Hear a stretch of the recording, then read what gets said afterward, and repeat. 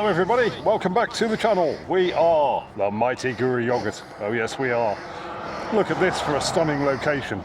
So we've just ridden from Glencoe all the way up the mountain pass and we're now going down the other side, and so today's film is going to be Glencoe to Loch Lomond. Loch Lomond is our next objective, probably about an hour's riding away. So we'll be going on this same road, the A82, all the way south to Loch Lomond. We'll be going through a little place called Bridge of Orchy, where we remember from last time we were here in February in the camper van, there's a really good viewpoint, so we'll certainly be stopping off there. Let's get moving.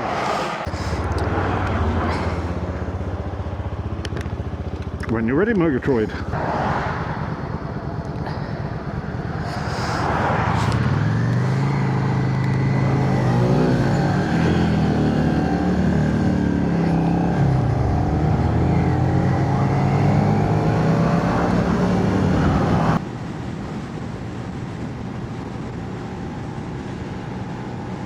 How are we feeling then, Murgatroyd?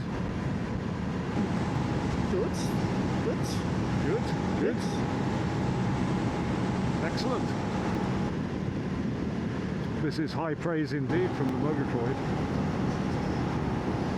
I'm mellowing a little bit. Are you mellowing a little bit? Oh, don't do that, dear. No, I'm not going to. Don't worry.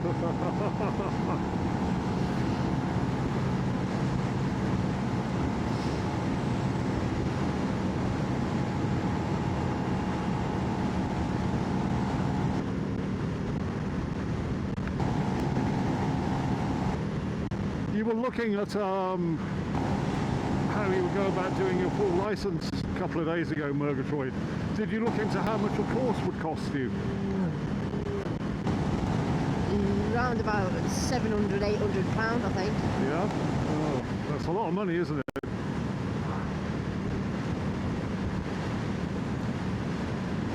Imagine the possibilities, eh? We'll see. We'll see. Yeah. So, you see, is really quite happy with her current motorcycle and doesn't really feel the need for anything bigger. Now, that would be fine, except that there is a very limited luggage capacity on the Murgatroyd's bike. As you can see, she's got two little, those are actually the panniers for her little e-bike. And you can only get about 10 litres in each one, which means that most of the camping gear is on the back of my motorcycle, which is fine, except we are packed full, absolutely jammed to capacity, which means that when we want to get some food, there's nowhere for it to go. We have to get to the campsite and somebody has to go back out to the shop. So that's a big advantage to having a larger bike. Well, we did look at some panniers for this bike, didn't we?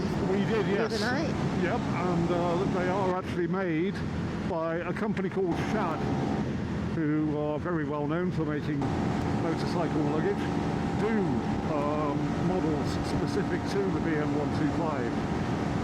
So that's not really a big enough reason, a strong enough argument for the Murgatroyd getting a larger motorcycle. But there are more points to be made, aren't there? For example, there's the safety aspect. On the 125 you have severe limitations. If you're in a difficult situation, you don't always have enough power to get away from that situation, whereas on a bigger bike you have a lot more power, you've always got something in reserve. So that's a fairly strong argument for moving up to a bigger motorcycle. There's also the comfort aspect as well. There is no doubt that larger motorcycles are often a lot more comfortable to ride. You have more leg room, you will have a better seat, so on and so forth. See, I'm not having any comfort issues at all on this. Fair enough. Maybe that's the fact I've got plenty of natural padding. Natural padding? Ooh, you say a fat arse? It's one of the reasons I love you, dear. A wit and charm. Oh, those are also other reasons why. Yeah, you just the whole package. And the fact I remember everything that you don't. Sometimes, not always. More. The reason I started looking at doing the test is because insurance companies have, after you've done your second CBT, insurance goes up apparently. Yeah, you were saying that the other night.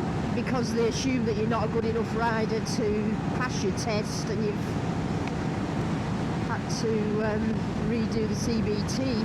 Redo the CBT. I mean, possibly that is what they're thinking, yeah. Although maybe they're just doing it to encourage people to get bigger bikes so they can charge even more for insurance. You know, this is the insurance industry is a complete mafia, and they're concerned with is making money. Well, like any business under capitalism. And yeah, that's a fairly convincing argument for doing your tests, isn't it? Well, but there are more reasons as well.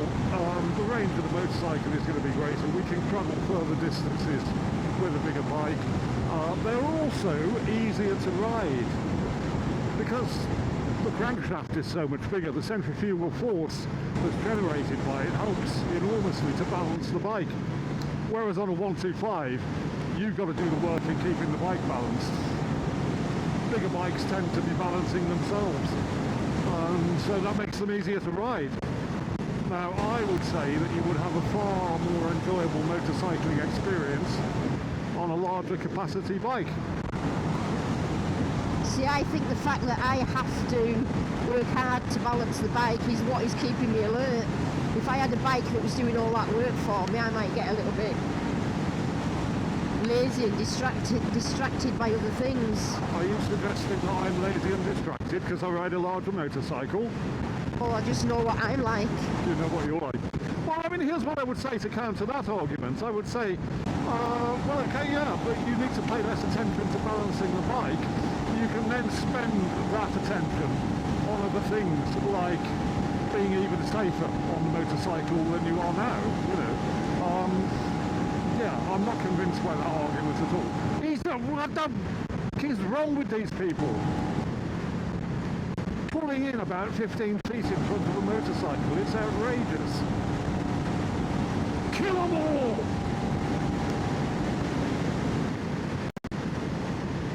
There's also the fact, isn't there, you can't ride your 125 in Europe on L plates. No, yeah. You can't, can you? No. Or motorways, that's another... Although I'm not sure I'd really want to ride motorways anyway.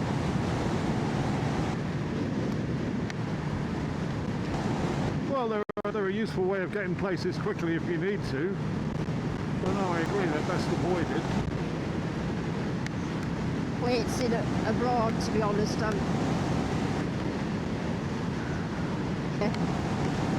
mopeds without even having a license, so... Yeah, that's true, isn't it? I don't know, maybe we need to look into that. But anyway, ultimately, it's your decision. Yeah. If you're going to do your full license, you're going to do your full license. If you're not, you're not. I would probably just go and do it without telling anyone. That's the kind of thing that you normally do, yeah. Turn up one day with a big Harley Davidson. At which point you'll divorce me. You'll be looking for a new partner. No, you can ride what you like, dear. I, unlike some people, Slobo Lobo, am not a motorcycle bigot. I wouldn't want a Harley Davidson, by the way, to be honest. No, I certainly wouldn't either.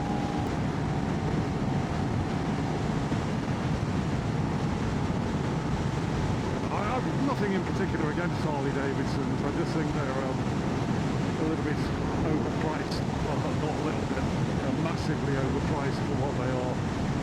I've personally never been attracted to them.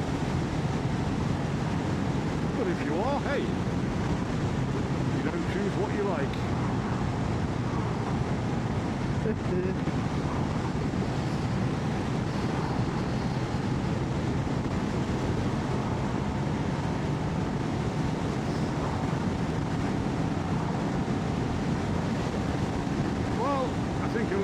this is a truly spectacular place. You really should be kind to yourself and come up here and ride these roads through the Scottish Highlands.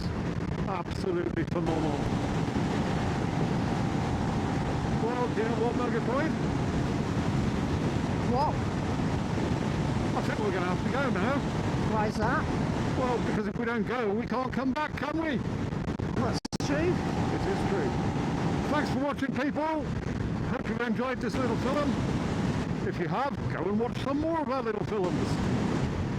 And a warm welcome to all of our new subscribers. Welcome to the channel. There is, as I always say, a lot more yet to come. And we will see you in the next one. Bye for now. Where we stop, pull in here. No, other end.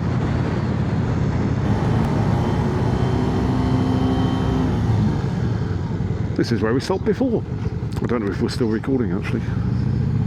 Oh, that was convenient. That's convenient.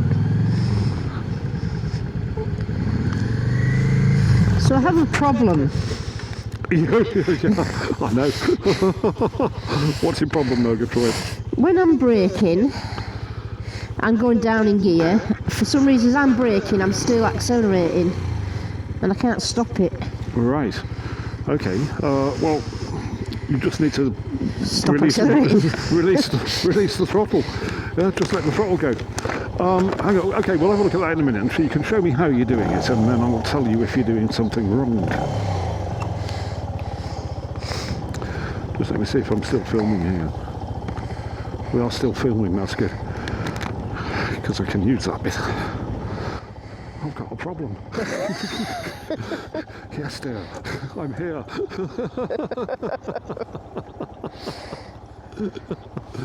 Okay, so, yeah, all right. So I'm riding along, yeah? Yeah. I'm putting my brake on like that, but I'm also, because I'm squeezing that, Yep. now most of the times on the flat I would just go down the gears, I wouldn't even bother with the brake. Yep. Maybe touch the back brake. Okay then, so here's the principle. As you start braking, you're lifting your hand like this and rolling off the throttle. Yeah. So show me how you hold the throttle. It's just really just your thumb and a bit of your palm, yeah? Yeah, just like that. Yeah. I mean, the way that I do it is I kind of lift when I'm braking. I lift my hand up and reach for the brake, yeah? I mean, obviously I've already got fingers on there, yeah? But that just automatically rolls off as you go for the brake. Yeah, I've got to start taking my hand off this side. Yeah. Just release the pressure and roll it forward. It's obviously not that big of a problem, it just makes me squeal a bit. It makes you squeal a bit. No. Okay, right, so that doesn't go in either. we'll see about that. We'll see about that. I do the editing late at night when you're asleep, and then I can sneak in what I like.